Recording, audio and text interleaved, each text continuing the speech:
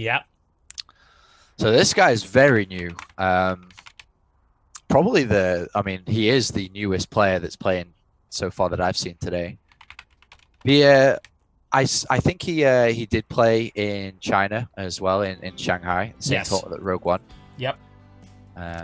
He didn't have the most success, but I've been hearing now that this guy is meant to be, the best. I'm not sure if he is the #1 anymore or is in China, but I've heard that he's becoming the Chinese player now. Yes. For a while, it was Ayasono who was the top Chinese player, and we've had him in our tournament. He actually played very successfully in an unusual style. That's the thing about the Chinese players. They don't play the same style as everybody else. And Time is actually living, I believe, in the foreigner team house over there right now. Oh, really? So Interesting. he's getting that experience that most Chinese players don't get. And I think that's going to be interesting to see what he's able to make out of that. He's a very young, rising star. He's rapidly climbing up the ranks. His recent performances have been great.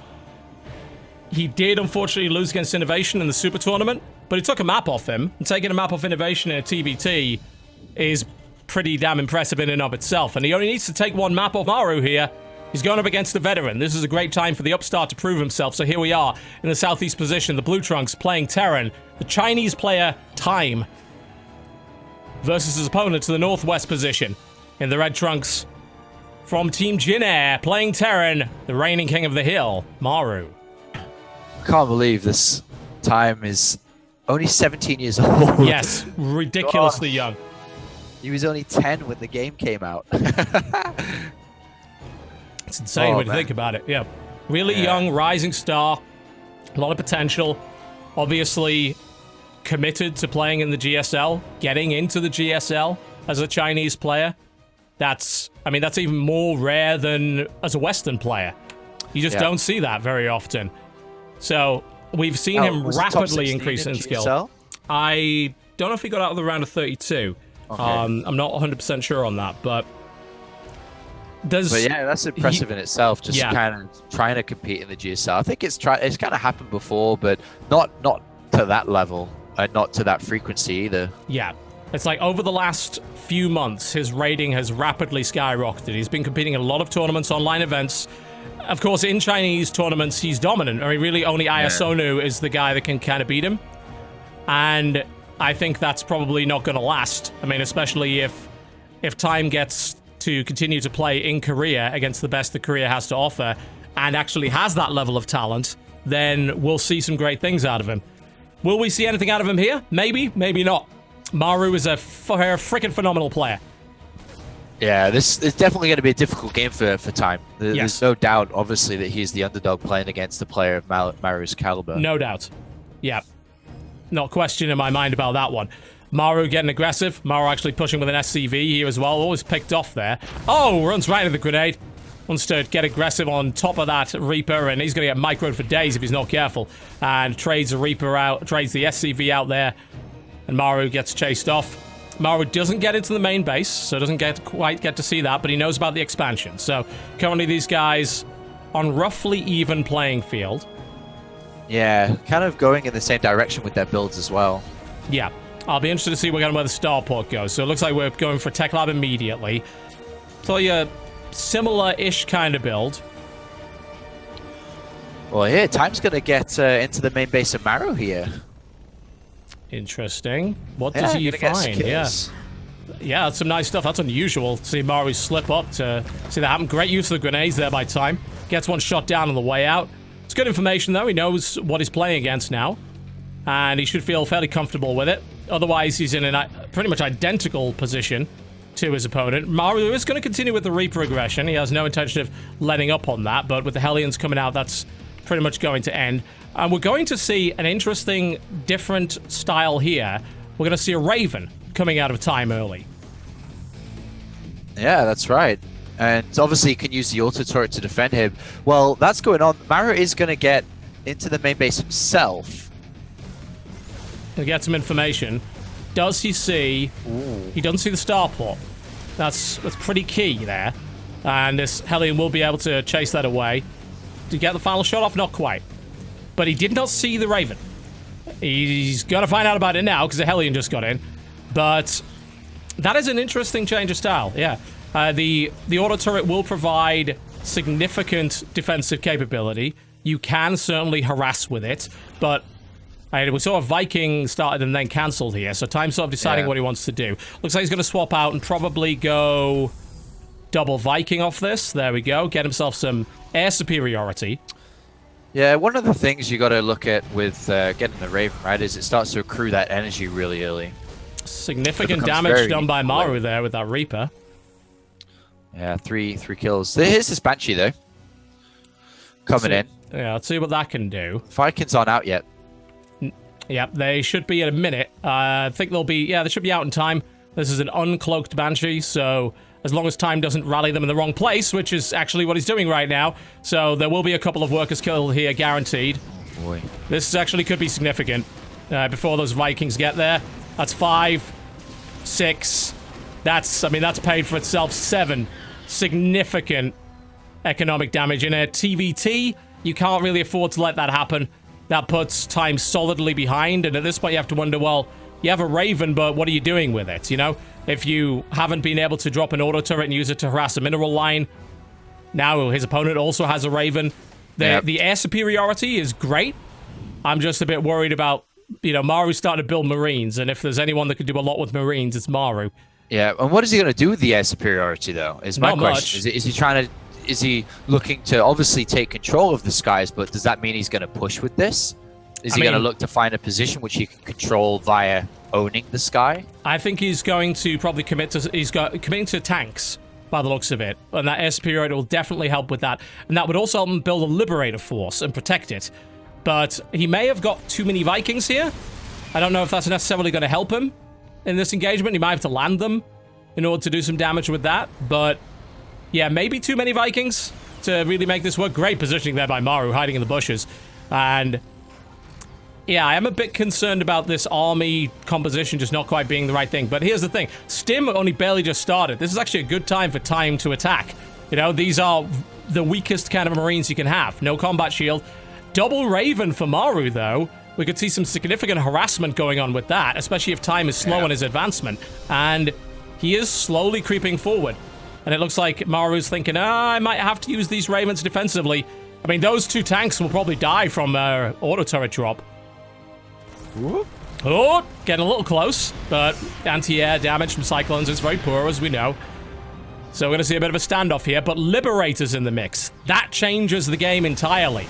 With that air superiority, he can't touch them. And with no stim, there's no way to get under there either. In come the auto turrets. We see the amount of damage they can do as 2 tanks, almost 3 tanks get picked off by that, and that breaks the position very well. Yeah, I think that Time was looking to perhaps get a position underneath that second base, and then was going to try and control it with the Vikings and Ravens he had, but Maru just was not going to let that happen.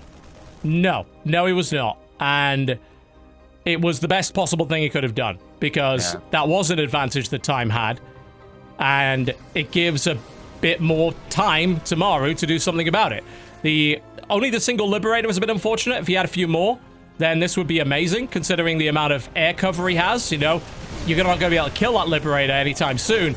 He gets under it finally and focuses it down. But think, you know, if there was a couple more Liberators there, then that wouldn't have happened. So, yeah, that would have been a very strong position. Yeah, but he spent all his money and time on building Vikings, right? Yes, I think, as you pointed out earlier, the Viking count's too high. I see what he's trying to do with it, but now Maru's marching across the map with a very powerful ground army, and I'm very worried for Time here. I don't think that he's going to be able to hold this. It would be difficult. I mean, those Vikings are certainly not going to help, really. Yeah, I mean, Maru's neglecting the Viking advantage by just keeping energy to scan, because the Viking gives you that extra sight range so you can use your tanks more efficiently, but Maru has just been on top of his movement, scanning, knowing where to be, and now his army's looking pretty deadly. Yeah, I think this could be a game-ending push if executed correctly. And Maru goes stim forward. There's not enough tanks here, I think. The Vikings are going to land and instantly get gunned down. And God, the tank salvo from Maru is devastating. In come the Vikings, but they don't kill tanks, I'm afraid. The Marines on the ground, the tanks devastate the third base of Time. And I think that is exactly what he's running out of at the moment. Yeah, this is not going so well here for Time. His strategy was all about trying to get that position under that second base by making all these Vikings to secure it, but he couldn't get there. No, he couldn't. And really, like, without more than one Liberator, you can't really capitalize on that position anyway, can you? So No. I think that was a unfortunate choice. Yeah, I saw what he was trying to do, but, you know, it's still, I think it's, you know, he's pretty green. This is a guy that needs more experience. He needs to refine that build. Yeah. But he's got cool ideas. You know, the last time we saw him play in this tournament as well, he also played a little unusually. And even in this TVT, showing something that's a bit odd, a bit off meta. I like that. You know, the kid's got a lot of potential. So we'll see what he can do in future. He certainly came into this game with a strategy at mind, right? This is the map I'm playing. This is the race I'm playing against. This is what I'm going to do against you. And unfortunately, it just didn't pan out as well as he thought it could. However, Maru just, as expected, played pretty solid overall, identified what was happening, did his best against it, and set himself up for another victory as he continues to perhaps pull a Gummy God and increase that win streak. He's at 2 now. Yeah, Maru's not performed historically very well in this tournament. He hasn't really streaked a great deal. He's not been able to really pick up the wins, which has happened. You know, there's tournament winner quality players all over this event. Like, this is a tournament of champions, quite literally. So just being a champion isn't enough. You've got to be someone that can deal with all of these crazy things being thrown at you. Yeah.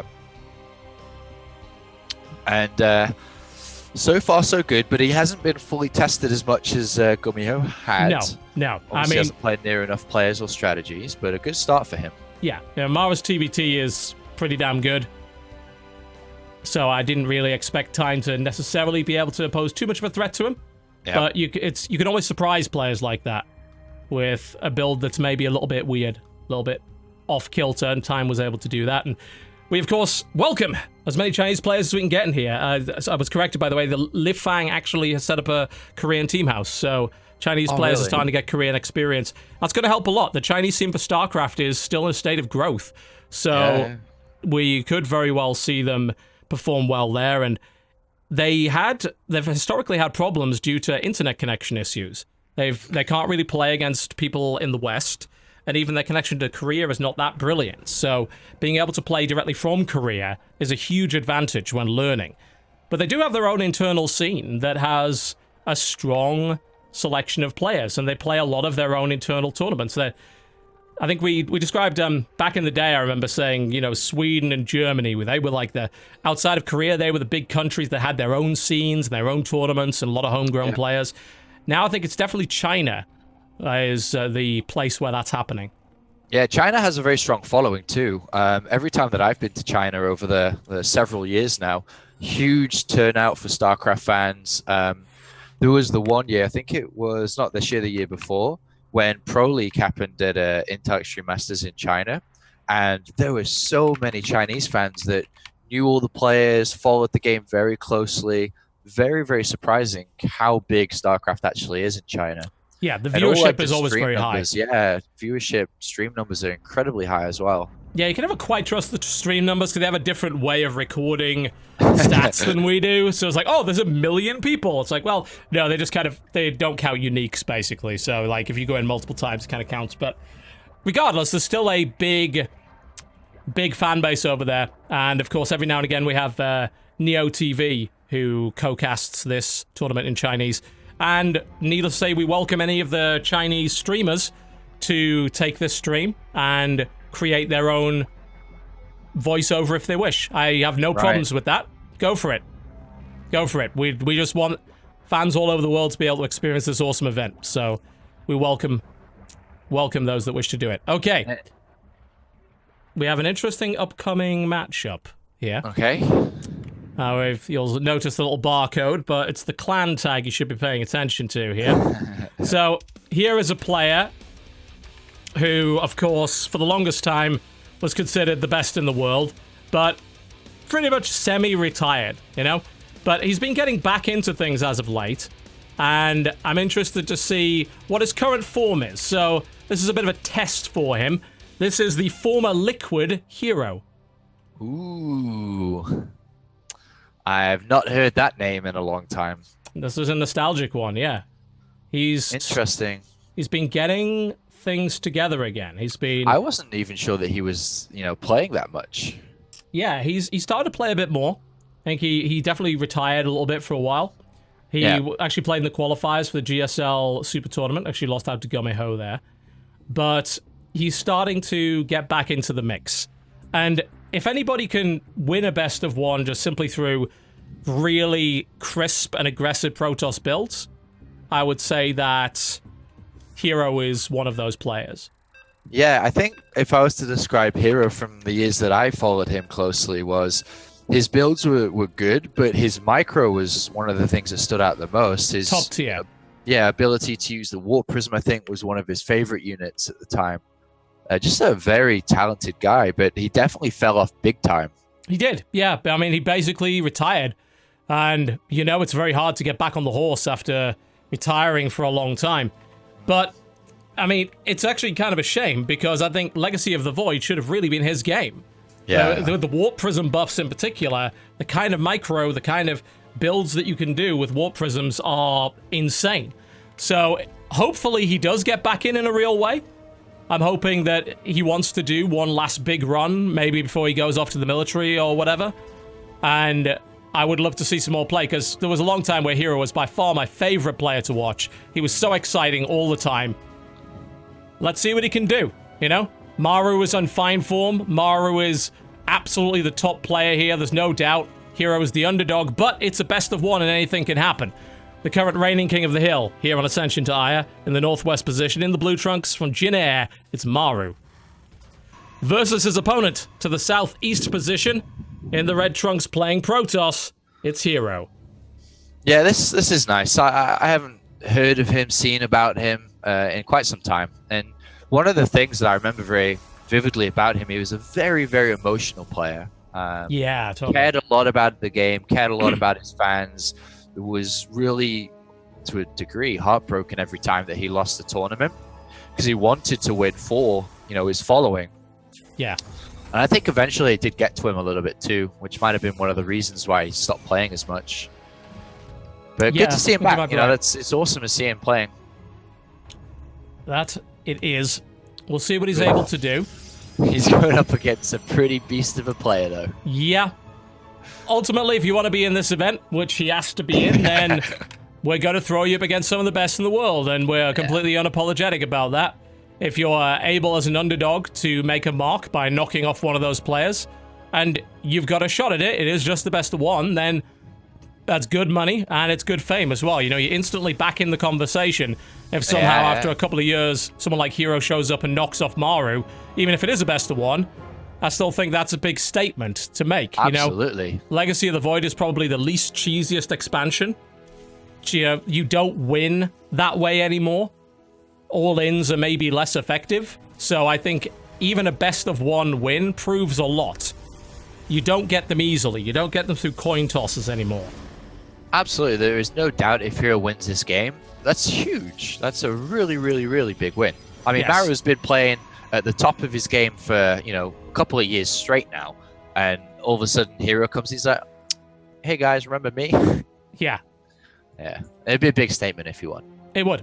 So we'll see what he's currently doing. He's going for Twilight Council very early on here. So he went for the one gate expand. Nothing out of the ordinary there. And we see Widowmine on the way. Starport coming up. I'm interested to see what Maru decides to do with that. How Standard is going to play. I doubt he's had the chance to play against Hero lately. Uh-huh. Yeah. That will be interesting to see if he has any information on how he plays right now. Probably not so much. Reaper Grenade not getting a lot done. Now he knows Robo and Twilight. So we're seeing Resonating Glaive, followed up probably with Warp Prism, which, of course, if you got to build the unit, that is Hero's signature unit. That's a great unit to have in Legacy of the Void under all circumstances. Let us know what you think, folks. Will Hero be able to make this happen? Who are you rooting for in this matchup? Who would you like to see in the rest of the tournament? Tweet #ShoutCraft. That is #ShoutCraft, and we'll be showing some of the best on the screen a little bit later on in the show. There's that Warp Prism, of course. Why would you not? Yeah, let's hope he can get some damage done with this then. Because that's the style he's playing, is to get damage done. There's Wintermine Marines. Funny enough, Maru's picking up what he has at home into a medevac and coming across the other side of the map. So this could work in multiple ways. Funny enough, again, spotting in the middle of the map. The Xel'Naga Tower has been taken and spots the medevac coming, so... Yeah. Problem is, there's nothing to defend against this right now. He's going to have to bring units back, which he is doing. Yeah. Not quickly enough, maybe. He needs the Mothership Core there for the overcharge, which he does. He only has a single pylon in the middle. If he had two, that would be more helpful, but... Here we go. Here comes the drop, and it's actually going to go right in the middle. That's going to get shot at immediately by that pylon overcharge. Mine goes down, and nice dodge there from Hero. He actually doesn't take any damage from the mine, but he does take damage from the drop. 5 workers killed. Needs to bring in more, because this is undefended. Needs to bring in his Mothership Core. There's the warp in. He decides, you know what? It's not worth it. I could die here, and he's right, he could. The pylon overcharge would probably kill it. So, some damage done here, but we will be seeing, most likely, a counterattack. The warp prism is up. He could warp in units here. And that's exactly what he's going to do. And with resonating glaives up, that's a lot of damage that could be done to that mineral light. And there's now we see Maru pulling back to defend. But of course, with the upgraded warp prism, evacuation is very easy here. And there is no Viking. So as long as Hero plays this carefully, he should really be not at any risk of losing that prism. This is going to be a two-pronged push, risk of losing anything, but he's not going to get any damage done, which is the bigger concern. Not at the moment, certainly. Takes a couple of damage, a couple of hits, and loses a Stalker in the process. He's like, well, where can I get in here? Well, not really anywhere, you know, this is bolted up quite tight. Bringing in the units there, a quick pickup, and now he's elevating his whole army up into the base. Obviously, that's a bit risky, but there's a big warping coming behind that, and of course, outer range of the tank. This is enough to kill that Terran army with resonating glaives quite easily, because Stim is nowhere near done yet, and that one tank is not necessarily going to be enough. So now he's getting in the mix, and he's got to start to do some damage. Eats a big tank shot, though. Oh, that doesn't get cancelled, so that's some significant damage done. He's going to continue this, and I don't blame him. He has a good amount of units here. He's been able to already equalize the damage done. He continues to take these tank shots. He needs to try and avoid that if possible. All the SCVs have come off the line, because he knows I can't be anywhere near those adepts. And of course, the adepts could just ghost all the way down to the natural and just gut that too, and that's probably what he's going to try and do. He's going to loop around here. He wants to be right on top of the tanks. He wants right on top of the tanks. The use of the point defense drone, however, clutch point defense drone for Maru, protects the tank. And now he's going to get out. Most of the Protoss army died. Quite a lot of workers killed there. The Warp Prism does escape with some adepts. So this was good damage, and it protects the third. But here's what I'm worried about. There's 25 Marines. They're about to have Stim done and 3 medevacs. So right now, Hero really needs to be thinking about defending himself quickly. You know, okay, cool. Maybe pick off a couple more units, but then get the hell out of there. Because if Maru decides to push, you are dead. Without a doubt. He's using a Colossus of all things here. Interesting choice. With Thermal Lance 2, which is on its way, the Warp Prism's got to try and buy a little bit more time. Can he find a way to get back in to bring this army back? I think so. These Colossus out. Yeah, you can't necessarily, you can't leave Resonating Glaive adepts lying around your mineral line. They will tear it apart very quickly. But at the moment, yeah, he is effectively using this Warp Prism to tie Maru back in the base, which is buying him the time he needs. If he gets the third base up and starts to get Colossi out, then this will be a much harder push. The problem is the Warp Prism just fell, and that means Maru has no reason to stay at home anymore. Yeah, and he 100% is going to push this. He's just scanned the third base, and he knows now that this is an opportunity. A lot of money was thrown into the Glades, into the Warp Prism, to all those units that Hero had inside his base. Perfect opportunity to strike. The question now is, does Hero have enough to deflect this? With 2 Colossus with Thermal Lance? I don't know, I think that should be alright. I would like to see a Warp Prism added into that. Being able to micro those Colossi would be useful. I love this run by. He knows, look, these are not that expensive units. He invests to force the army to move back again, buying yet more time. This is exactly what he has to do. With the third base established, he has the economy to get these high-tech units out. But he has to, his production is maybe not the best it could be right now. And that's kind of your last really big delay. Or he's out in the middle of the map. This is potentially risky. Gotta watch out. But he does have extended Thermal Lance. That's going to be hard for Mara to reach out and touch, because, of course, he doesn't have a Viking count to do it with. Uh-oh. All right, here we go. There's the Colossi. He really needs to not have those caught out. That would be messy. I'd like to see a little bit of Colossi micro here. He could have killed quite a lot of Marines there. And now, unfortunately, of course, his third base under threat. Yeah, he's got to defend this. He cannot afford to lose the third. No, he can't. A lovely use of the point defense drone again from Maru, which really shuts down those adepts. And here comes the attack. Got to break the tanks. Got to make sure those Marines die. But there's not enough at the front. There was not enough at the front. If those adepts were there, maybe, just maybe, backs in and then loses the Colossi to surrounding units. And I think that might be it. Yeah, he got caught by reinforcing units. Tanks were focus firing down the Colossus. And now there's Liberators. There's no answer to that. The third base will have to be sacrificed here. He should not try and hold this. He can't. He just can't do it. Throw down a pylon overcharge and just get the hell out of there, in my opinion. Without Colossi, without Immortals, without a Warp Prism, you're not breaking that position. Not in a million years. Maybe try and go around and hit the other base. Maybe force a base trade here, but don't stay there. You will not win that fight. Colossus looked incredibly weak there, but I can't help but feel the positioning was one of the weakest things. Yes. More so than the Colossus itself. Yeah, several shots didn't hit the Marine line. Like, you know, you could have... The Marines were lined up nice and pretty there, but he wasn't able to focus fire on them properly and really do the necessary damage. The Immortals stand tall, but it is not quite enough.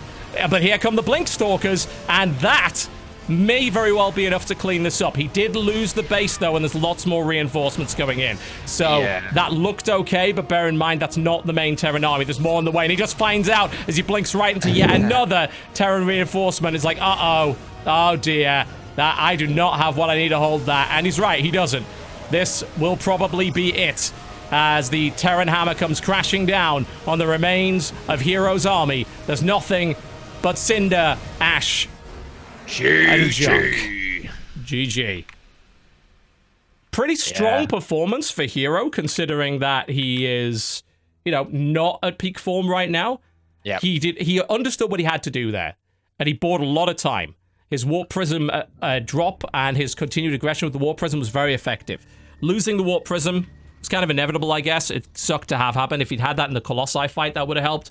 But as you said, it was really that engagement that ended up being just suboptimal in every way for Hero. Like, if he'd been able to fight at the third with his whole army, with those 6 additional adepts, plus pylon overcharge, and really choke the Terran down into a small area where the Colossi could do damage, that would have worked out well. But because he was marching out on the map, that, I think, was the mistake he made there. That's why he wasn't able to hold that, because I think he had the army he needed. It just was in the wrong place. Yeah, and I love the entertaining way that he plays. He's highly aggressive, very mobile. We saw that early on, but I think that was kind of maybe the reason why he was out in the middle of the map. He wanted to try to catch these units in the middle, you know, try to use force fields to cut them up, then use the Colossus to finish them off. But eventually and essentially, he was just in the wrong position to take that fight. And as you said, if he was towards the Nexus with Photon Overcharge, with force fields, with the right units all together, then would have probably been better. I think so. And then I think he could have taken that fight. I really do. But now, it didn't work out well, such as it is. But he's looking better. Like, the last time I saw Hero play, he didn't play anywhere near that well. So yeah, I think and that was against one of the top Terran in the world. I think if he actually commits, he could be back on form in a good, couple of months. And I'd really like to see that, because Hero is one of the most consistently exciting players to watch. Yeah, absolutely. As an all-time favorite, really. I mean, you put him there with Tasia as two of the most popular and most loved players. Yes, without question. And now you see who I have in the lobby next. Yeah, I saw. I do love me some good TVT, and if Maru's going to stick around in this tournament, well, we have the final boss of this particular group. I think everyone probably already knows who it is, but we'll do the little hype intro anyway. Maru currently has 3 games to his name and is doing rather well. This is actually his best run in Kings up to this point. But it may very well end here, because he goes up against the God Emperor of ShoutCraft Kings, the GSL champion, the mighty Innovation. Well, brought the best player in StarCraft too, haven't you? Yeah, we like to do that. Yeah, I mean, from what I've heard and what I've seen recently, this guy is just the best player at the moment, and rightfully so. Reigning champion, still performing well in the tournaments he's playing in. Big favorite going into BlizzCon at the end of the year. Yeah, it's innovation. I mean, you couldn't have asked for a better player. Not really, no. And it was weird. Like, he's been in this tournament, he's simultaneously the best and the worst. Like, he'll show up sometimes and just streak and annihilate. In the first tournament, of course, he set the currently unbeaten winning streak of 10. And then he shows up next time and just loses immediately. And and that's like half of the times he shows up, he'll streak and kill a few players, and then the other half he'll just flop flat on his face. Like, it's odd. Yeah, he's just, sometimes it's his day and sometimes it's not. It's an odd format. Most people don't play it. That's the thing, is the format, I think, isn't, exactly ideal to how he plays. Yeah, it's not, Very consistent player, but snipeable. Totally, beatable in a best of one. In a best of 7, I mean, I'd put him against anybody in the world and expect, to come out on top. But best of 1's not so much, and this is going to be a hell of a TVT. To the northeast position, in the red trunks playing Terran, Jin Air has Maru. Versus his opponent to the southwest position. In the blue trunks, also playing Terran, the GSL champion, the mighty Innovation. And Terran versus Terran is very fun, to be honest, in terms of the high amount of activity you see early on. There's like a lot of throwing units at each other. There's the Reaper micro, the Hellions, and then the Cyclones coming into play as well. So it's just highly entertaining to watch these players, especially the best players, use these units and really extract the highest amount of value from them. I would agree wholeheartedly with that. I couldn't do it. No, it's... TVT has been my favorite mirror since the start of StarCraft 2. Like, it's only got consistently better over time. Now, this is interesting. Maru immediately popping the factory up, not going for that early expand, was immediately scouted by an SCV. Was a early scout, very early from Innovation. Usually you'd wait for the Reaper, but in this case, was checking out very quickly what his opponent's doing. And as I said, factory pretty quick, right off the mark. I mean, compare the timings, it's full 20 seconds faster than Innovation's. Yeah, I think that's something over the years of StarCraft you can say. When a player is comfortable, he will scout you early and knows what's coming or what build or angle you've decided to take, and will prepare accordingly. So Innovation, definitely the defender in this game, right? Earlier command center, earlier scout, and will just sit back because he is later on producing units. He cannot be aggressive from this standpoint. And now it just comes down to, can Maru deal damage with what he's going for? And he doesn't need to deal huge amounts of damage, but if he gets 4, 5, 6 SCV kills, he's a gold. Usually I would say that was true against any player other than Innovation, because I've seen Innovation pull comebacks from economic deficits so often that I think the only way to know the robot is dead is to sever the head. And even then, you probably should check once more, because he might get up without it and kill you anyway. This is a super fast Cloaked Banshee build. I don't think you could build a Cloaked Banshee faster than what he's currently doing. But it's going to get scouted pretty much immediately. He's also got no units here either, right? The Hellions on the other side of the map. Yeah. This is an odd choice. Like, it's almost like he saw the... I mean, he was going for this, like, before the SCV scout. You could see from the speed of the factory, this was clearly his plan. But these Reapers are now proven to be a massive pain in the arse. Where he's killed 3 workers already. He's going to get 4. This is exceptional play already from Innovation. And to think that, he's not meant to be the aggressor here either. That's just kind of scouting units that got 5 kills against the player who's meant to be aggressive. And then on top of that, he knew exactly, knows exactly what's coming. But does that help? Because even when this Banshee hits, there's only going to be like 3 Marines. And there's a Viking close to being finished. Yeah, it's not a huge amount of anti-air. I mean, we've got 2 Cyclones. They don't hit all that hard. That I wonder, I mean, he's got a second Banshee. He's got to commit to this. Like, he's got 5 seconds to cancel that cloaking field. And I don't think he's going to cancel it. He's going to go for this, which is really interesting. We've seen how good Maru is with this harassment. But is he good enough to beat a player that knows it's coming? I guess we're about to find out. There's the cloak. There's not going to be a lot of scan energy available, certainly. So anything that's on the front line is immediately vulnerable. There's the potential, of course, of picking off errant add-ons and supply depots, but you've invested a lot of money to be able to do that. So, and the nasty thing about this map in particular, the thing I really hate with having to do Banshee harass is look at how large the main base is. Like, in order, you have to get really far into it. You've got to commit to be able to do any damage. So you get scanned and you get chased out and blown up like that. Wow, so, this is very machine-like of innovation. Yeah. This is already a pretty messy situation. I mean, another one goes down. This build from Maru so far has been a dismal failure, and innovation has shut it down with ease. Yeah, he's got such an advantage. 20 supply just 5 minutes into the game, and then, 12 SCV lead. Yeah. The only orbital command, and not just that, but the command center itself producing SCVs, and then he also killed 5 of his opponent's SCVs with the 2 Reapers, and then blocked off the Banshees. Just perfection. And this is what we have known to love about innovation. Yep. Good lord. This is going to be interesting. Well, obviously that's a big investment, so that puts Maru a bit behind economically, but not to the point where, he's got no chance in hell. So I wouldn't be massively worried about that.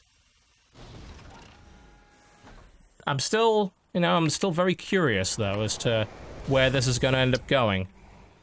Yeah, so innovation's just boosted so, far ahead of his opponent. Great economy, pretty decent infrastructure. It's not the best. At this point, he has, well, from my experience, a deviation point where he could go 2 additional barracks or a 3rd command center and kind of choose his way to play and take that 3rd base, continue to evolve into the later stages of the game, or just put down extra barracks and go all out. This is usually the tipping point where you get to decide that. Whereas Maru is still recovering, trying to stabilize himself a little bit. That he will, but where does he go from there? Well, Maru is almost always the aggressor in these situations, so he's got to try for marine drops. Innovation's defense looks solid across the board. I don't think there's all that many places that he can attack. He can get into the base, that's very easy due to the size of it, but it's getting any real damage done. But this might be a good timing, Thing is, he's going to get seen. I mean, look at this. The Innovation actually was using his Cyclones to look for incoming drops. They're actually going to get caught and killed. So that's quite pricey. That's 3 Cyclones going down for nothing, which isn't that helpful. So Innovation loses a significant amount of firepower in that army. Yeah, but I was going to say, he did take one piece of valuable information, is that the units are on the other side of the map, and he knows that there's not going to be that many at home either. Yeah. So how does he use that? Does he... I think he decides to back off. I just don't think he's got enough at home to deal with a double marine drop. It's not full, but it's close enough to being full to be a problem. Yeah. So I think he has to retreat here, really. He's going to take that 3rd, and he takes that off the back of that failed early game harass. So I don't think he wants to throw that away by getting too greedy and attacking now. I mean, it's like, why did... Oh! Bang! What a siege tank shot. Devastating.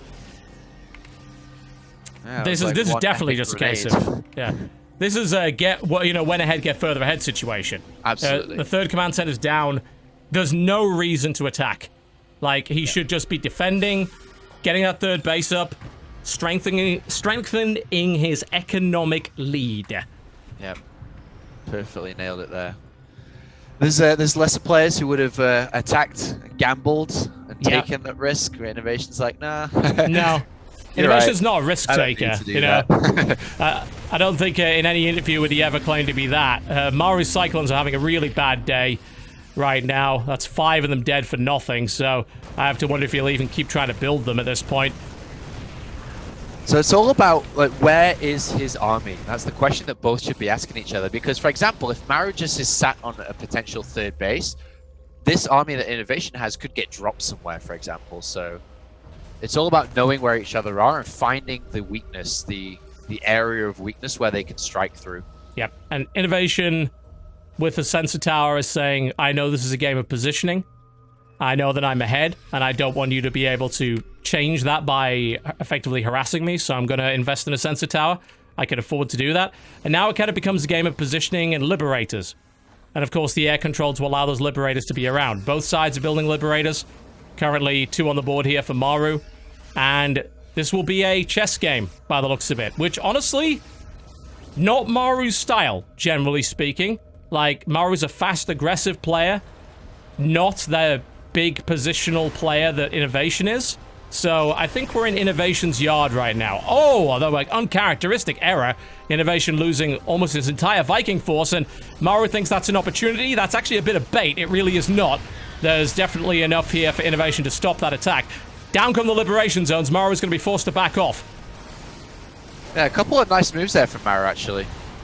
They gained, he killed off the Vikings because of the mistake. He then killed off a tank because of the stim forward and siege unsiege movement. A couple of nice moves there from him, but at the end of the day, he's still behind in this game because of the way that Innovation played earlier on. Yep. Potential engagement here. Army Just gotta be sizes. careful, because one army's together, which is Maru's, and Innovation's is split. Yes, I mean, the supply count doesn't tell the whole story here at all. Maru's army should win in a straight-up fight here. Big Marine count. Upgrades-wise, fairly similar, and Innovation gets caught out, and that's exactly what you just pointed out. The army was split. Maru takes full opportunity of that. That does mean the third base is undefended. So that third base could die. Maru sees it coming, tries to get out in time. Sensor tower is killed, but Maru is going for a full-on push here. And does Innovation have enough to hold this? He's got a good amount of tanks that are liberated. I don't think it's quite enough. We'll see if his position is good enough to hold this. He's trying, and the tanks from Maru are late on the deployment. So most of the Marines of Maru go down. An uncharacteristic mistake, I think, from Maru there. And he's going to get sandwiched. Look at that. Innovation's coming right behind him. And then there's not going to be an army left for Maru whatsoever. No, there will not. If he loses this army, that's it. He's got to get out of there. He has to get out of there right now. I don't think he knows. Well, he knows. He's surrounded. What can he do? Lift up and leave. But if he doesn't, he's going to lose everything. And here comes the stim. The Marines are going to wipe out everything here. That is such an expensive loss here for Maru. You can't replace that quickly. And bear in mind, Maru lost his third. Yeah. Now he's in really bad shape. Yeah, huge. That was poor positioning for Maru. Like, that attack could have worked, but his tanks weren't contributing to the fight. They deployed way too late. So by the time his tanks were in the mix, the Marines were killed by the opposing tanks of Innovation. Yeah, and also significant upgrade advantage now, too, with these 2-2 upgrades finishing. They're just complete. That makes things even worse. You know, Maru's army count is not terrible, but like, upgrade-wise, he's fighting against much superior units here, and Innovation continues to win the positional battle over and over again, just proving that level of superiority, not letting Maru's speed become a factor that can really work for him here. Innovation's coming to take all the wins for today. Yeah, maybe. He's like, he saw Gumiho, and is like, hold my beer. Let's go. I'll show you how this is done. Coming off a GSL, I mean, you gotta think, this is a guy that comes off a GSL championship win and says, yeah, I want to play ShoutCraft. This guy is a... Maru just taps out, and I don't blame him. Yeah, I don't blame him in the slightest. He lost. Like, that was only a matter of time. Maru's enough of a pro to know he had no chance from that position. Innovation played an essentially perfect game there. Yeah, that's what we know about Innovation, is that he's so incredibly solid. Just plays the game flawlessly as much as he can. He makes minor errors here and there, but overall, that was perfect. Just great defense, stopped anything Maru tried, set himself up for success, and that's how he plays. All right, so Maru dethroned. Yep. 3 games is pretty decent, though, still. It's a good payday. Yeah, there's nothing wrong with that. Maru played very nicely, but Innovation just kind of on another level right now. The chess master at play. You know, too many mistakes from Maru. Really, I think a lot of it comes down to that early game Cloak Banshee. And it was an interesting choice, because, like, he obviously believed that he could make that work if it was scouted or not. Like, he made no effort to hide it. It was clear, it was right in the front. It was clearly going to get seen. So he's like, this is obviously a build that he's practiced and said, you know what, it works anyway. But Innovation was extremely well prepared for it. Used his Cyclones to massive effect, perfect scans. Like, it doesn't get any better. The Banshees did nothing, so that put Maru immediately behind. And then Innovation just took victory after victory. Once the third base was eliminated, you saw things like those 5 Cyclones dying for nothing. Yeah. You can't afford that in TVT. Yeah. That's not going to happen. So as good as Maru is, Innovation just looking better in that matchup. We're going to be taking a break, folks. If you wish to know what is going on, well, this is ShoutCraft Kings. If you just tuned in, it's a $10,000 King of the Hill. Winner stays on, loser goes home. A lot of money on the line. Our current king is Innovation, that just dethroned Maro after a 3-win streak. And he's looking to take the rest of the cash. We already had a $4,000 win streak today, which is one of the highest we've ever seen in this event. Excellent, really awesome matches. And we've got plenty more. Some of the best that the foreigners have to offer as well. As the Take TV Penthouse party wraps up, we're going to be having a few of those players come on over to try their luck against these guys. Right now, I think they may be saying, you know what, we'll wait until Innovation gets killed. It's like, we'll see. We've got plenty of top-tier Koreans on the board and the roster still to fight against Innovation, but this is the GSL champion.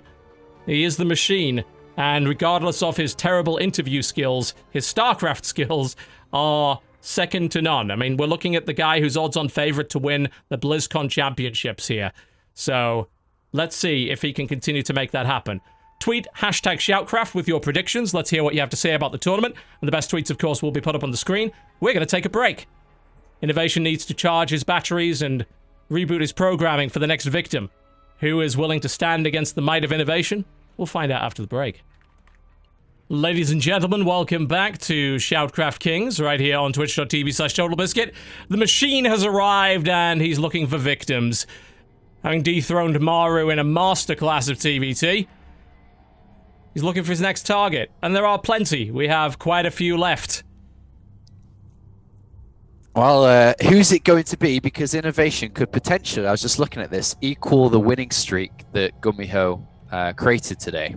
He does, yeah, there are enough matches to make that happen, especially if we do the bonus match. So, it is possible, and I'm sure that would be one hell of a story. Well, found him an interesting potential competitor here. I want to try a little bit of Zerg against. We haven't had a huge amount of Zerg in this tournament. And, of course, this is a player who was a rising star and is continuing to try and find his place in the scene at the moment. A very successful player in online tournaments such as Holy Mo League. He is Impact. Impact, eh? So, this is a player that I personally don't know that much about. He was towards the end of my StarCraft 2 career in terms of coming to events and performing well. And also kind of competed a lot more in the online leagues, which I didn't cover very often either. So, definitely interested to see what he's going to bring to the table. I know that you know him very well because he was He, of course, used to be on our tournament. Umbrella. Yeah, he was on our team, Axiom, and he was very much a greener player trying to get over his tournament nerves, you know? And stage nerves were a big problem for him, but online, he is a bit of a beast, and he's proving that lately. He's been competing in a lot of online tournaments, and he's just decimating people left and right. However, he did just come off a 4-1 loss to Innovation quite recently in the Holy Mo League finals. So he has beaten Innovation before, but this is a potential chance for revenge, you know? And you only need one in this tournament. So Impact is capable of winning. We've seen it happen. But let's see. Innovation's TBT is quite obviously in top form, but let's see how his TBZ is at the moment. Yeah, I think anyone can relate to this, to be honest, is when you hit your skill level, you're going to play against players who are significantly better than you. And, you know, is this the case now? I don't know. But I feel that Impact's got to come into this with a very strong decision on how he wants to approach it. Does he want to go like 1-to-1 with what Innovation does in terms of, you know, defensive, macro-oriented play? Or does he want to try and spin it off and do something different? Well, whatever it is, he has to be decisive, like you said. Like, he can't second-guess himself here. He has to figure his build out. He has to execute it perfectly, because Innovation will execute his perfectly. Like, you can't afford to make any mistakes there. That already puts you behind against a player who is probably at the best he's ever been. And that's saying Innovation is the best he's ever been is scary as hell, because we've seen Innovation be in states like that over the past 4 years. You know, I remember the first time I saw him, he just changed his name from Bogus to Innovation. It was in IPL 5. And we didn't know a lot about him. And he finishes round of 4 at a time in the GSL where Terran did not beat Zerg. This was at the end of Wings of Liberty. This was during the Broodlord and Festa era, and the best players in the world could not beat Zerg late game. It just wasn't happening. And Innovation was one of the only ones to be able to competitively do that. It was him and Polt and Ryung. Those 3 players, that was it. Everybody else had no chance. And we've always seen him be consistently good and go from strength to strength, regardless of what the meta is. And we knew he was capable of greatness. Right now, I would say his consistency, his current run, it's the greatest he's ever been. No doubt. Absolutely no doubt. Scary player. Very scary. So let's see if Impact can do it. It does help that Impact plays so many online events. Innovation has started to play a few more. Of course, he is focused on GSL, but I think it's essential these days as a pro player to play these online tournaments, because you don't really get access to a lot of these tournaments in the West like you used to be able to as a Korean anymore, so you don't have that many options. And especially if you get knocked out of the GSL, you might as well be playing online events. Why not? Otherwise, you're not getting any tournament experience. And with the team houses sort of gone, I think people are a bit less worried about this whole, oh, well, they might get my replays and study them, because there aren't really Casper coaches to do that anymore. So, as we've seen now, these former Casper pros are playing these online events and performing, of course, very well, earning a good amount of money, and making those tournaments even more competitive practice environments for other players like Impact. So hopefully he can perform today. We'll see. This is definitely a tall order. There's no one ever going to question that. It always is. I mean, any player we sent in here would be a tall order, right? Yeah, absolutely. Doesn't really matter. I mean, he's choosing to so far play out similar to Innovation. I mean, obviously it's a different race and a different style, but he's gone for the Overlord speed, which is definitely more about figuring out, spotting what this guy's up to. Does he combine that in some terms of form of drops or something? I don't know. It'd be interesting to see how far he takes this. It's a good way to do it. Standard. It seems really, really standard.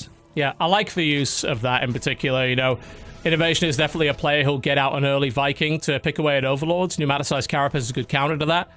Being aware of what your opponent is doing is very important. And of course, you can see look at the position of this Overlord on the left. You know, that's something it can dip in and spot, but then can be put into a position to be set up to become a drop Overlord. Yeah. So, I mean, this one is going to get out. You know, usually, of course, with slow Overlord, it would stand no chance, but he's getting good info. He's sitting right on top of a couple of Cyclones. You might want to leave now, but he's going to see what they are. Like, he waits around long enough to see exactly what they are. It's like, are those Hellions or Cyclones? Okay, they're Cyclones. And drop Overlord is immediately being set up, and a Baneling Nest as well. So he wants to do some early damage here. By the way, these Hellions look really cool. Oh, there's some badass Hellion skins. Oh, it's the Mad Max ones. Yeah, I love really them. Cool. Yeah, as soon as I saw that skin, I'm like, I'm getting that.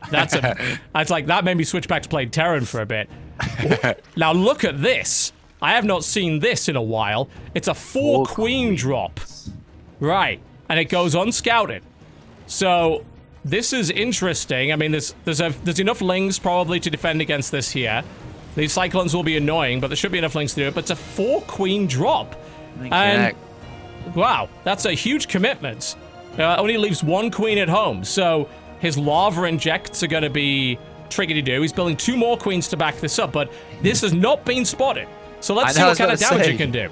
He's left the house chores out of the equation for this one. Yeah. And he's just going to go ahead and use them to attack. This is highly unusual. I mean, usually you'd see a drop Overlord filled with Banelings or Zerglings, but in this case, you have 4 queens with Transfuse energy.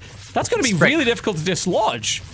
You can spread creep and... oh, no, he's not lair yet. Never mind. Yeah, he won't be able to do that just yet. If he got lair tech, then he would be able to, of course, do that spread. That would be a nightmare.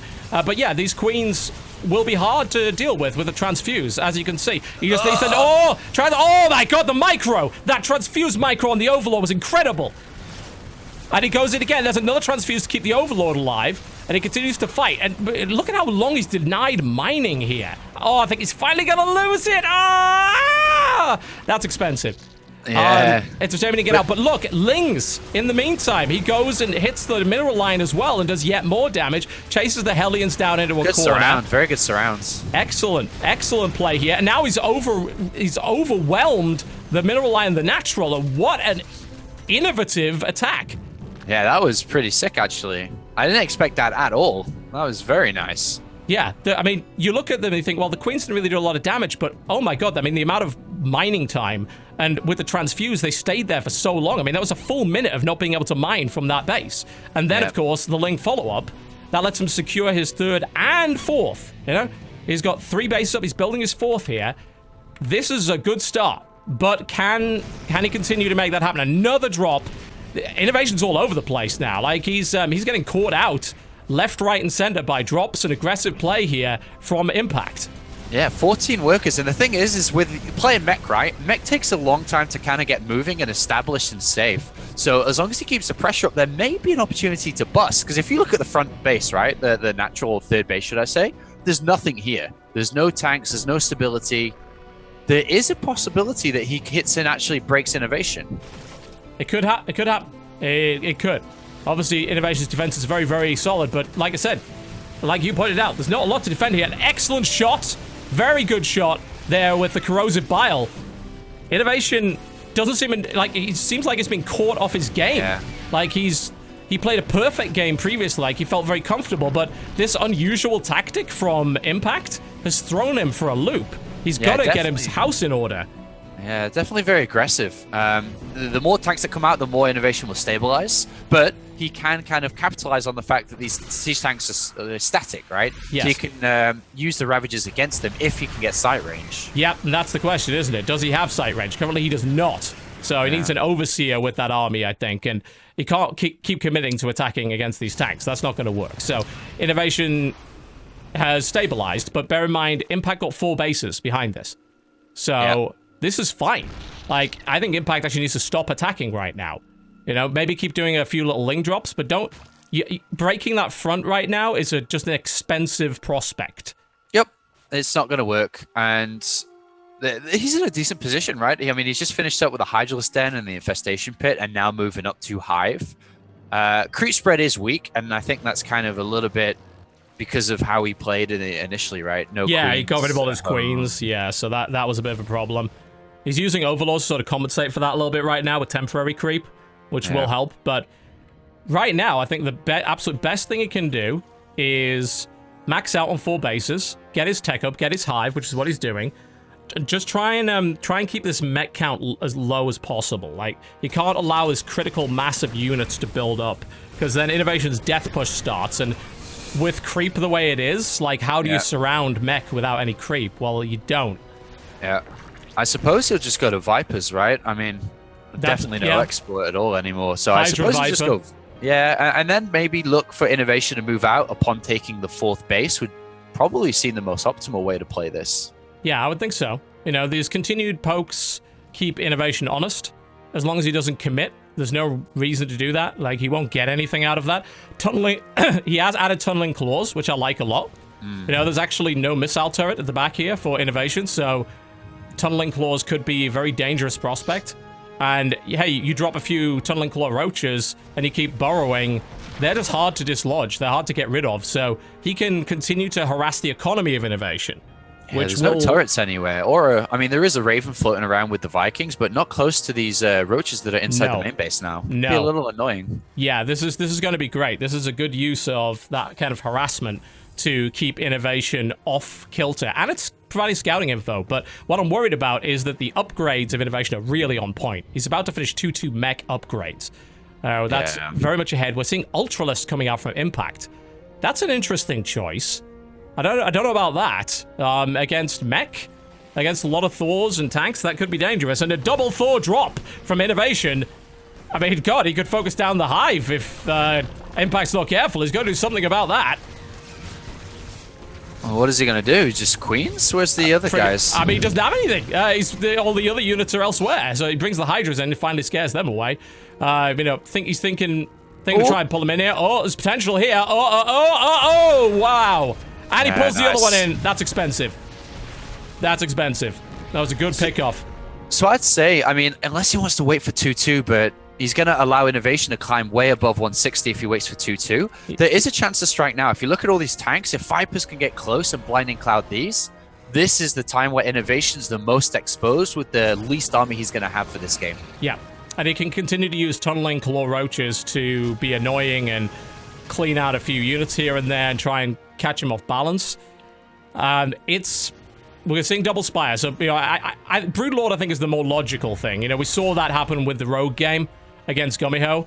When this heavy mech was put into play, Broodlord was the answer. I don't think Ultra necessarily is. Oh my god, 93 drones. I think Impact has either got to make some of that into static defense or get rid of it because, Impact's army is going to be really small. And against a giant mech force like that, I mean, they both have stupid economies right now. Like 81 SCVs. It's bonkers on either front. So this is a big money game with big tech. Nice little yank. Grabs himself a Viking. And now we see a bit of Hellion harass. Why not? These are cheap units. You can throw them away. You can afford to do that. Replace them with Thors and tanks and Cyclones. And he's going to get something done here because, frankly, the defenses were out of position and he's going to punish it. Oh, no, no, no! That is not where you want your workers to be. Well, in the meantime, a massive drop attack with a huge parasitic bomb to obliterate the majority of those Vikings, and the natural base is getting gutted here. Well, that's certainly one way to avoid fighting the mech army head-on. Yep, just drop around it. And that's a good move. 31 workers killed. Not ideal, but it still takes him down to 70. Still has more than enough. So, that doesn't really matter. A CC taken out. He needs to evacuate, of course, with everything he's got. He doesn't want to lose, like, 12 Hydralisks there for no reason. These Tunneling Claw Roaches proving to be a massive annoyance. And yeah, avoiding that, and this is buying time for this Great Aspire. Which I do like. Yeah. And he's got to play it similar to how Rogue played earlier against Gumiho on this map, where you just got to build a big bank while staying at 200 supply, because you will need to reinforce strongly with another army as fast as possible before the mech army can replenish itself. Remember, it takes a long time, and it is expensive to do that. Yep. We have incoming army to try and secure the 4th base. That could be tricky. Those Hydra force is significant. And he's going to try and deny it as much as possible. Hell, he actually might be able to focus that down. Those are +2 Hydras. And he's going to be forced to repair it. I don't want to evacuate. I don't want to lose those 12 Hydras so easily. But they're still pretty fast with the muscular augments, and he evacuates them out. I mean, this is some excellent play from Impact. The way he's using drop overlords is so effective and so active. Yeah, it's very, very good, actually. He's playing very well. Very attack impressive. coming in. Trying to he catches them on the flank, and they were undeployed. Yanks in a couple more, but that's a big group. He doesn't want to take tank fire there if he can avoid it. Down comes the corrosive biles, and big holes blown in that Zerg army. In the meantime, the Hydras move back in. Now would be a good time for Impact to attack, but I think he's focused on this attack on the main here. I'd like to see another tunneled roach attack. I think this is a great time for it. Yeah, this is... I mean, that would be great, actually. You could sneak in a couple of areas, especially if you picked them up and dropped them around the back bases and then borrowed and ran away. Oh, and there's going to be a lot of dead Vikings. This is good. This initial transition, when the Broodlord transition happens, that Viking count being very low is a great thing. They're heavily armored, so they don't go down too fast, but it is ideal to try and thin that out. Yeah, 2 Vikings against all these Corruptors on the way. I think what's most impressive from Impact is he's consistently trading with Innovation while also hurting Innovation's economy while not being touched himself. Yes. So he has much more of a better and a more established economy behind him. Yeah. And he's also now, which is very impressive, is molding his army to the weakness of Innovation, which is the Vikings at this point, right? Yes. Now is the perfect time to go up to Corruptors and Broodlords. Yep. He knew it was, took that out. The upgrades are reasonable. I'm not quite sure what the melee upgrade is like. Yeah, there is at least a melee upgrade, so that'll help the Broodlings a little bit. You've got to bear in mind you're up against +3 armored siege tanks, so you have to make sure your Broodlings have some upgrades. Excellent pulls. That's a good 3 siege tanks. Well, 2. It's a shame he didn't shoot that on the way out. And he's using small parts of his army. He's not committing his whole army to this, He's getting the Vipers out. Because the Viking count was so reduced, he can safely escape with those Vipers and keep them for use in future, which we saw Rogue continually losing his Vipers in his game. Yeah. They're so expensive. They are. They're super annoying because you got to wait for the energy again and or suck up more energy. Yep. The Broodlord March begins. Corruptors on the board and only 8 Vikings. These Corruptors are not that well upgraded, but they're getting there. So this is a ticking time bomb for Innovation. If the Broodlord count gets too high, this army will not be able to fight it. There's not enough Thors, there's definitely not enough Vikings. And you don't have battle cruisers with Yamato cannon either, although with an extra starport, he might be thinking about adding it. We'll see. That's a good way to blow them out of the sky, but That's a big transition, would take a long time. And this huge fortress here is going to be besieged. In the meantime, an attack force from Innovation is running right into Broodlord defense and Static D as well. I mean, there's no anti-air. This entire army will die. In the meantime, the main army of Innovation attempts to engage, but most of these Thors are getting gunned down. The Hydra's on the ground doing a decent damage, and now he's gonna back off. I like that he's not overcommitting here. He's not able to break Fort Innovation. Look at this. Innovation just unescorted tanks coming in here. And look at how many tanks are being killed just by these Broodlords in defensive positions. Yeah, it's like a game of Command and Conquer here, just sending tanks forward, left side and through the middle. There's a lot of them, and honestly, there aren't enough Broodlords, and they're not that well upgraded, so the tanks are not dying fast enough. So these tanks are proving to be useful. A base was taken out, but there's plenty more where that came from for Impact. And Innovation's got plenty of money as well. You know, he's mining solidly off 3 bases right now. And he's about to reveal the Ultralist tech, I think. It will pop out from the natural base, and these tanks should see it, yeah. So he sees the switch too. Yeah, that's interesting. Will he be able to, you know, switch conveniently between the two, or will he decide to use both? It can work. The Corruptors pissing on that planetary fortress, doing very little. That doesn't do a lot of damage. But they are going after those Vikings. Unfortunately, they eat a ton of Thor shots, so they need to get out of that. This has turned into an incredible game. I'm super impressed with Impact. Like, being able to put on this kind of performance against Innovation is absolutely outstanding. Yeah, Impact's playing really, really well. The problem is Innovation just cannot die. It's like you displayed earlier, or described earlier, is that you just have to make sure he's 100% dead, because he will consistently bounce back. Yeah. He's still at roughly 200 supply. He still has money coming in across the map. Yeah. And he also is optimizing his army as well, you know? You're like, well, why do he throw his tanks away? Because he knows he's up against a Broodlord force. He doesn't need tanks. He needs Vikings and Liberators and Thors. And that's what he's building. In comes an attack. Not going to be enough. Innovation. But here's the thing. It's a two-pronged attack. The Ultras will attack Fort Inno on the right hand of the map, and they will, at this point, kill it. They'll take that out. And that was one of the main mining bases. So he does have a spare. He can replace it, but he's not mining from there right now. In comes another big engagement. There's a lot here. Slow Banelings even marching into the mix there. Thor's not able to pursue, of course, because they're slow as hell. And the Corruptors safely able to deal with these Vikings. And you got to be thinking right now, let's get some upgrades. Let's get our Vikings up to where they need to be. The Broodlord upgrades are behind, so that is helping Innovation. Look at that. Viking count's dangerous now. Impact's got to get out of there. And that's hard to do. Broodlords are very slow. What is Impact going to make? He's got money in the bank, but he's not building anything. Choose your unit. Choose your weapon. Yeah, what do you do against this? I mean, it's a Thor Viking tank composition. I mean, Swarm Host would be kind of great here, but, like, he's lost all of his Broodlords. Like, right now, he's actually falling to pieces. He's got to go pure Hydra. That's actually not a terrible idea, but I am worried about how fast that will die to tanks. Yeah, like there's 2-3 siege tanks. Yeah, he's only got one Viper. He needs more. This will only work, I think, if he gets Vipers. Yeah, there they are. They're on the way. Lurkers might not even be a bad idea here, actually, to really zone out these units. Yeah. There we go. 7 Vipers. Oh, that's a lot. A slow, big, clumped-up army like that, very vulnerable to Parasitic Bomb. And if he can clear out the Vikings, of course, he can switch back to Broodlords. Absolutely. This is a crazy, crazy game, and the map is starting to mine out here. So Innovation feels confident, too. Yeah. Like, pushing down all the time now. He's not afraid to fight any Zerg army at this point. No, and really he shouldn't be, because, like, the composition's not up yet. He's got to get out of there. Impact needs all his Hydras and all of his Vipers together. This base is probably dead. He needs to defend this one, certainly. All right. Where are his Vipers? They're trying to get energy. They've got enough energy now, I think. He needs to get them there. He also needs Overlords to supply is stuck in a corner. Yeah, it is. The question, if he can use those parasitic bombs, he could obliterate this army if he pulls this off correctly. Yeah. But he's got to get all his Hydras together. If he splits his army, he's going to lose. Right now, the Hydras are currently going after that other base, and he's going to lose them to these tanks.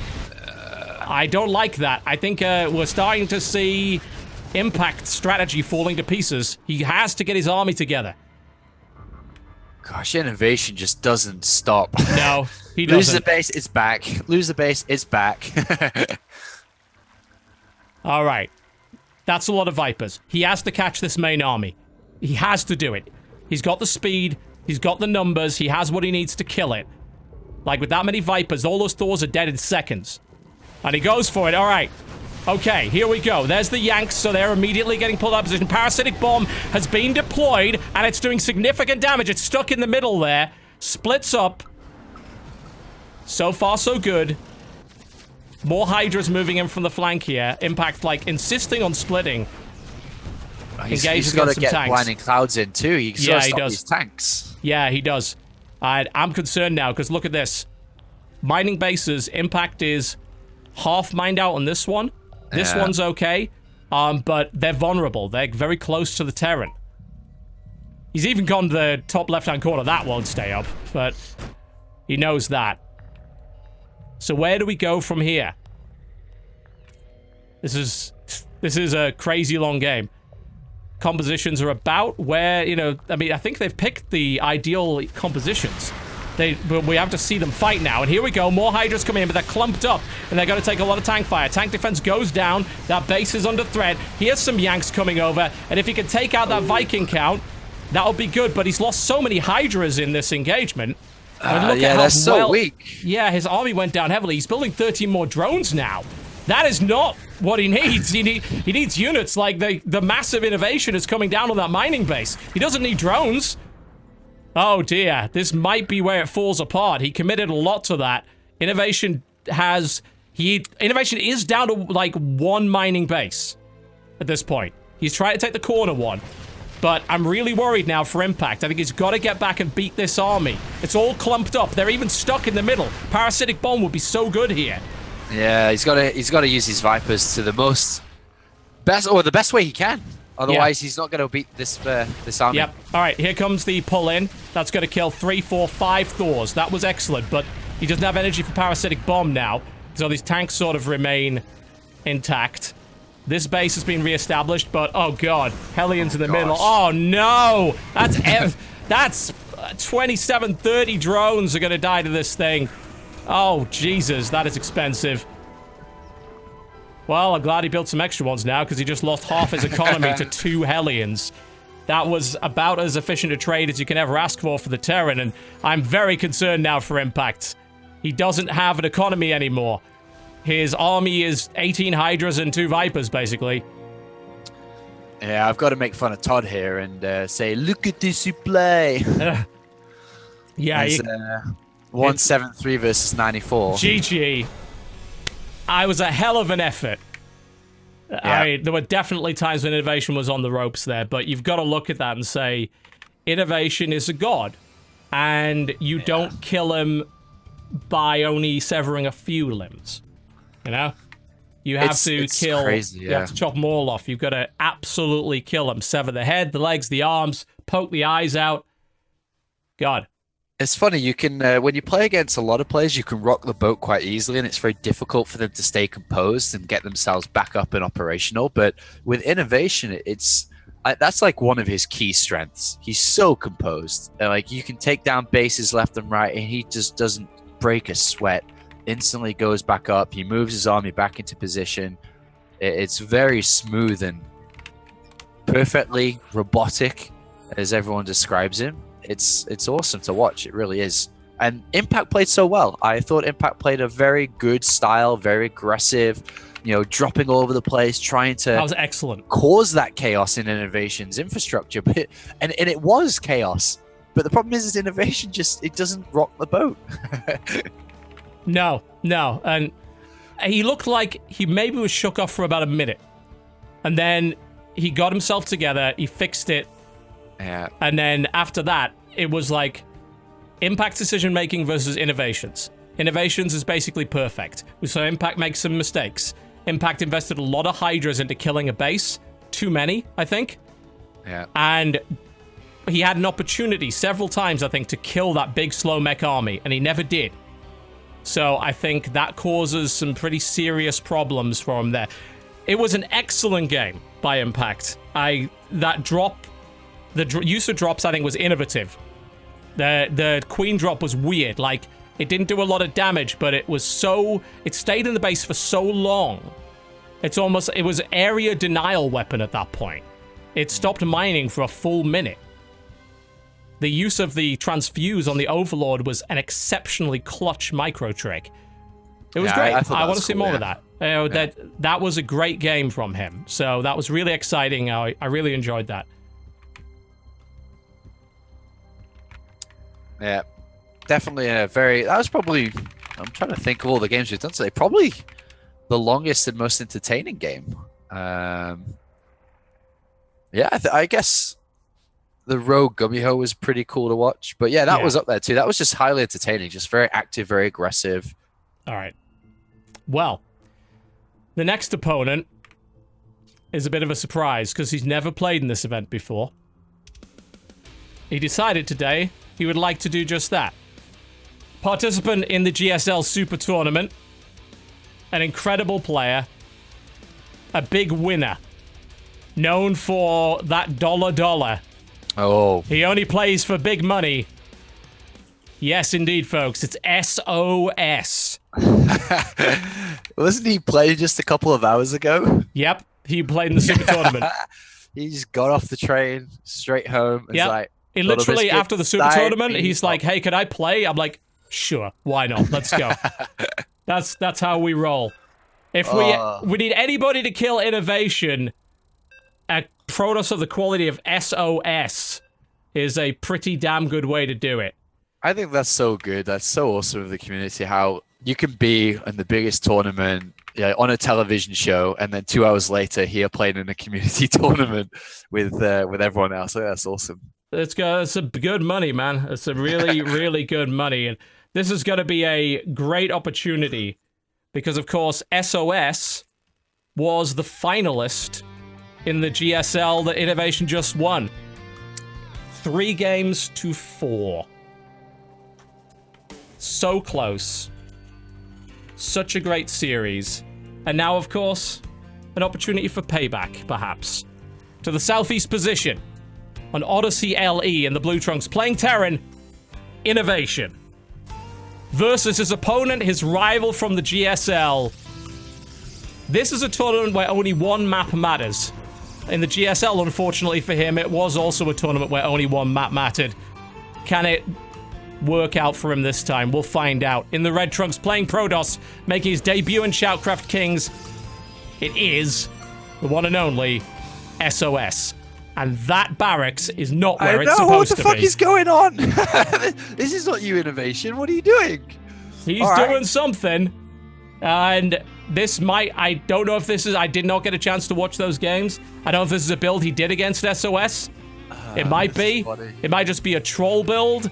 I don't know. But this is like SOS. This is like he's doing what SOS does to everyone else. It's so funny. Yeah, and SOS, look at where SOS is right now. They're literally proxying each other. Oh, God.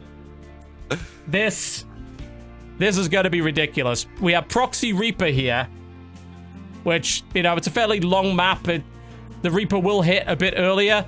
And, of course, we're up against Proxy, whatever that is. I mean, there's going to be no units on the board here at all. Yeah. Factories being built at home. What is this? This has got to be for Proxy Starport, surely. Stargate, right? Nothing else. And the thing is there'll only be a Widow Mine, like a single Widow Mine, or maybe a second one. I don't know, like, it's... This is so funny. What a game. What a weird game that I didn't think we'd see this. I thought we'd see it from SOS, because that's always been his style. Yes, very much. Well, has created quite the dynamic. Yeah, well, that's annoying, but I mean, SOS is a player with great control. He shouldn't take massive damage from this, but it's annoying, and frankly, 3 workers down already before the adept pops out. You can see why. This is the reason for the proxy, because you can get those Reapers out earlier.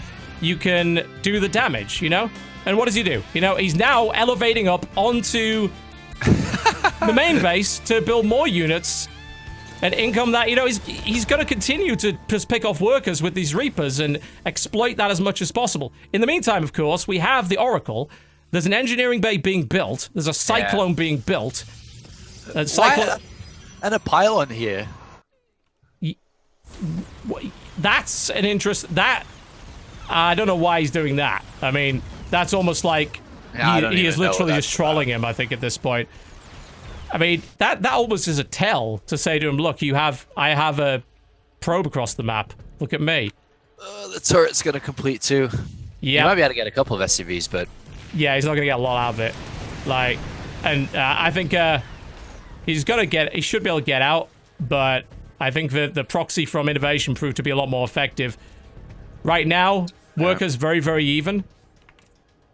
Nexus has just started for SOS, and honestly, like, this kind of reset everything. You're right, it has. It has, and what a crazy opening, and how funny how it has stabilized. He's not done, but there's a Viking out now, so I think he should cancel that Oracle, but I don't think he's going to. Yeah, he's just going to fly away. He can get away.